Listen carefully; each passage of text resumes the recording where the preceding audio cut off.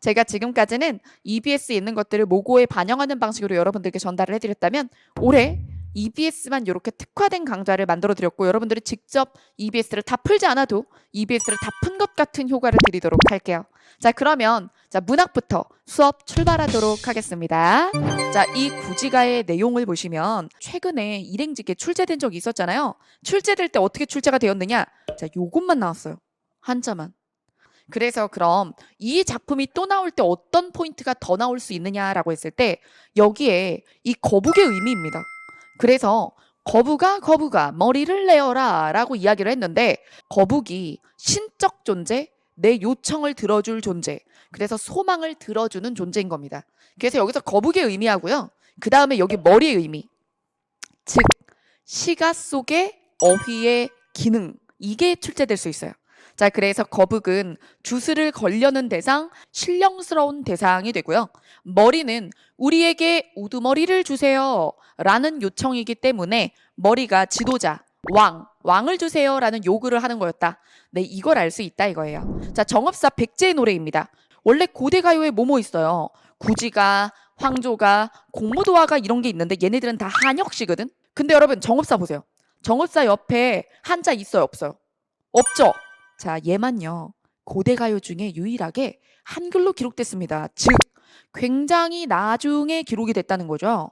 이 나중에 기록이 될 때 한글로 기록됐다는 건 언제 기록이 되었다? 조선시대에 기록이 됐다는 겁니다. 예, 그래서 그게 서울시에 출제된 적이 있어요. 한 가지에서 태어났는데 지금 어디로 갔는지를 모르는구나. 너의 영혼 어디 있니? 자, 그럼 여기서 한 가지. 나뭇가지에서 이파리 두 개가 태어났네. 죽은 누이랑 나랑. 자, 그럼 한 가지가 누구를 뜻한다? 부모. 그럼 보세요. 선지 만들어 볼까? 이른 바람은 요절을 뜻하고 떨어지는 잎은 죽은 누이고 한 가지는 부모님이고 밑하찰은 극락이다. 이런 식으로 사지선다. 이 중에 하나를 개소리로 만들어서. 자, 그래서 이렇게 객관식 문제를 형성할 수 있는 거죠. 무쇠로 한효, 여러분 이게 출제됐었어요. 한효가 기출에 나왔었는데 한효라고 원래 써 있거든요. 한효. 이게 뭐냐 하면 하다가 크다라는 뜻이에요. 크다. 여러분 제가 EBS의 선지 요소는 다 필기로 올려놨고요. 제가 더 보태어주는 건 공무원 기출들. 네. 자, 그래서 한효라고 하면 크다 소, 큰 소란 뜻이었어. 자, 2월의 노래입니다. 2월 보름에 아으 높이 켜져 있는 등불 같구나. 뭐가? 내 님이 얼마나 잘생기고 멋있는지. 자, 등불 같아요. 그래서 여기 나오는 등불은 님의 비유입니다. 자, 그래서 님을 떠올리는 거예요. 그리고 2월 보름에 연등제 하니까 그 등 보고 내 님 같네 하는 거죠. 그러면서 만인을 비추실 모습이시다. 여러분 즉 요것도 공식 기출에 나왔었습니다. 즉 모습이에요. 모습이나 행동이란 뜻입니다. 용비어천가도요.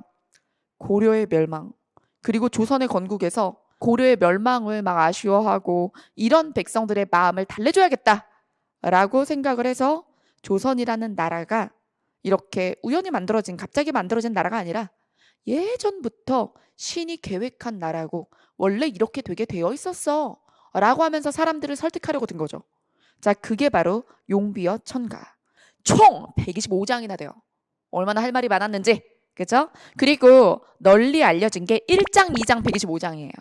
EBS를 윤문하고 변형한 비문학 문제들 보도록 하겠습니다. 자, 그 다음 개인 모의식보다 집단 모의식이 개성화 증대에 더 많은 영향을 준다. 부등호.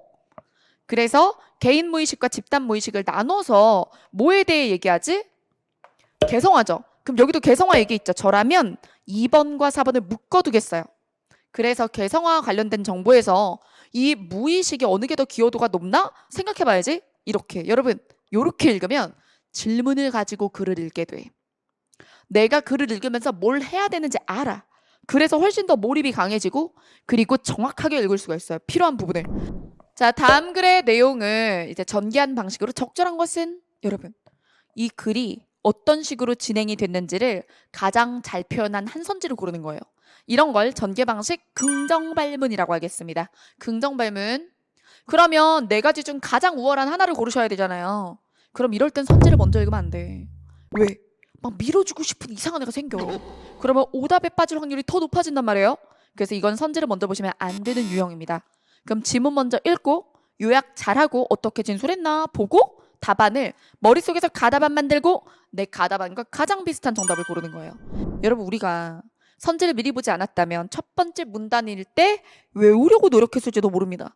하지만 우리는 이게 배경적 지식, 전제 개념이라는 걸 알고 본격적으로 OX를 때릴 개념이 아니라는 걸 알죠? 자, 그러니까 읽을 때 외우려 들지 않고 지나가게 되는 거예요. 자, 그 다음에 여기서부터 그러면 클럽제, 뭐 공유자원, 이런 공공재 이런 구분이 있잖아요.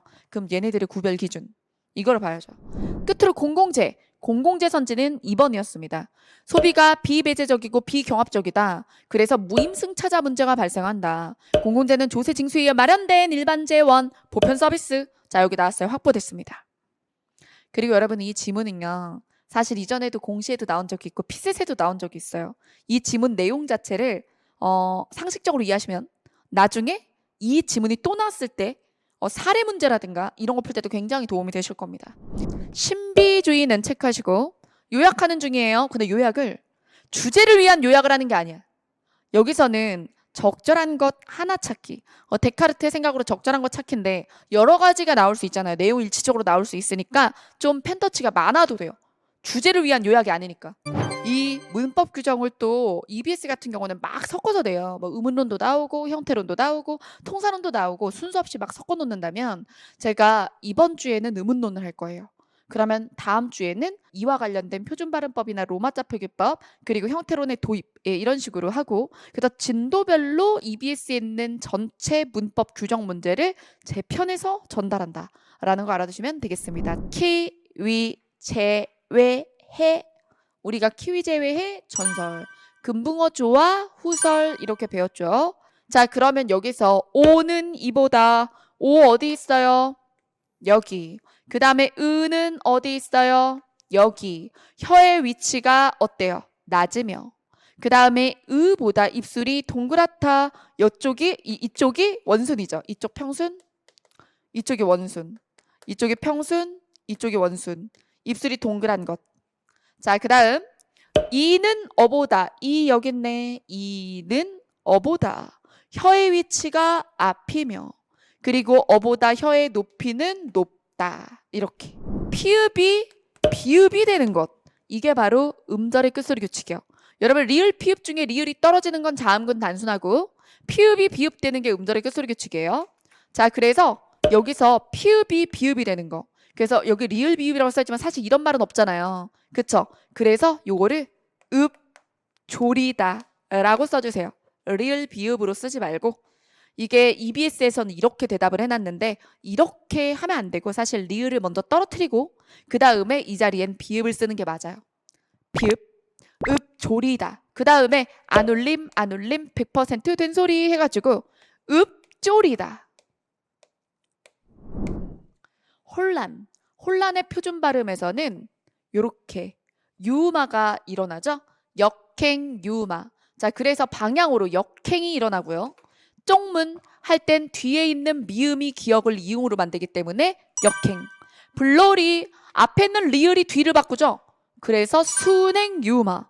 그 다음에 흙냄새에서 뒤에 있는 니은 때문에 이 앞에 있는 기억이 자음근 단순화로 기억이 남았는데 기억이 이응되잖아요. 자 그래서 이것도 역행 동화. 그 다음에 감나가다에서 비읍 시옷 중에 시옷은 자음근 단순화되고 비읍이 남았는데 뒤에 있는 니은으로 인해서 역행 비음화가 일어나죠. 방향성. 자, 그 다음에 여러분 끼와 어를 합쳐서 우리가 이렇게 쓰거든요. 발음할 때 끼어로 발음하는 게 원칙이고 끼여로 발음하는 건 허용이에요. 원칙과 허용 발음 둘 다 써주세요. 원칙과 허용 발음 둘 다 써주시고 그 다음에 사아서 그러면 이거 동음 탈락 일어나요. 동음 탈락해서 사서라고 씁니다. 사아서라고 쓰지 않아요. 자, 그 다음에 기다리어서 할 때 이렇게 축약을 해서 표기를 하죠. 그래서 발음 현상들의 어떤 것들이 있고 표기가 어떻게 되는가를 봐주세요.